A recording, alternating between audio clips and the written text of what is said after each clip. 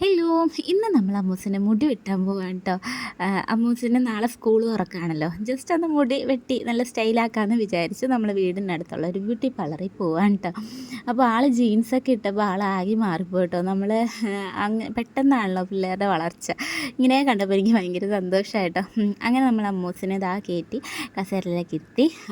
ഇനി അവരുടെ ഒരു ഇഷ്ടത്തിന് ഒരു മഷ്റൂം കട്ട് എന്നൊക്കെ വേണം പറയുന്നത് കേട്ടോ. അപ്പോൾ അവിടെ ചെന്നപ്പോഴാണ് തലയിൽ കുറച്ച് എണ്ണമയമൊക്കെ ഉണ്ടായിരുന്നു. അവർ നല്ല രീതിയിൽ ഹെയർ വാഷൊക്കെ ചെയ്തു കേട്ടോ. അമ്മൂസ് അത് നല്ല രീതിയിൽ ആസ്വദിച്ചിട്ടുണ്ടായിരുന്നു. പിന്നെ ആദ്യമായിട്ട് ബ്യൂട്ടി പാർലറിൽ പോയാണ് അമ്മൂസ് ഇന്ന് മുടി വെട്ടുന്നത്. കഴിഞ്ഞ പ്രാവശ്യമൊക്കെ നമ്മൾ വീട്ടിൽ വരുത്തിയും പിന്നെ ജെൻസിൻ്റെ ഷോപ്പിലൊക്കെ കൊണ്ടുപോയാണ് നമ്മൾ മുടി വെട്ടിയിരുന്നത് വെച്ചാൽ.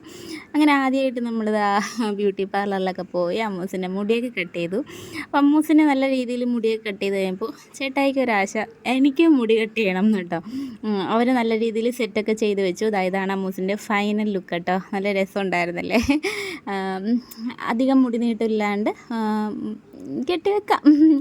അപ്പോൾ പിന്നെ നമ്മളുടെ മുടി ഒന്ന് സ്റ്റൈലാക്കാമെന്ന് വിചാരിച്ചു കേട്ടോ.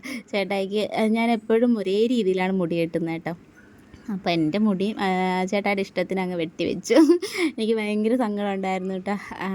എത്ര മുടി നീട്ടില്ലെങ്കിലും ഇത്രയും വെട്ടി കിട്ടപ്പോൾ എനിക്ക് ഭയങ്കര സങ്കടം ഉണ്ടായിരുന്നു. എന്നാലും ചേട്ടായിയുടെ സന്തോഷമല്ലേ എന്ന് വിചാരിച്ച് അങ്ങ് ഞാൻ സമാധാനിച്ചു.